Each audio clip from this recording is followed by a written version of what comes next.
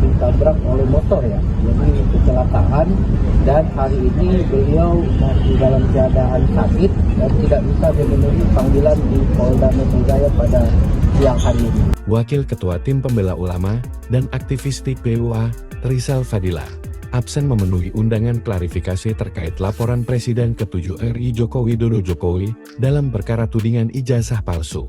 Adapun Rizal menjadi satu di antara 4 orang yang dipanggil pada Kamis 8 Mei 2025. Sedangkan lainnya adalah Damai Hari Lubis, Rustam Effendi serta Kurnia Triroyani. Rizal menjelaskan alasan dirinya absen memenuhi undangan klarifikasi hari ini karena kecelakaan di Bandung. Saya tertabrak motor, jadi tidak dapat ke Polda.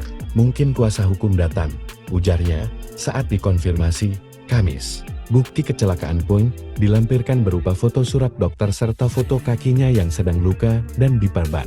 Kecelakaan usai saya pulang dari Bareskrim dan Polres Refli Harun, sampai Bandung jam 23.30 WIB, kata dia.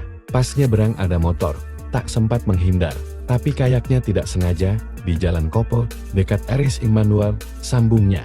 Ia memastikan bahwa peristiwa kecelakaan ini hanya kebetulan saja. Motor dia juga jatuh, sementara kebetulan saja kecelakaan nampaknya, ucap Rizal.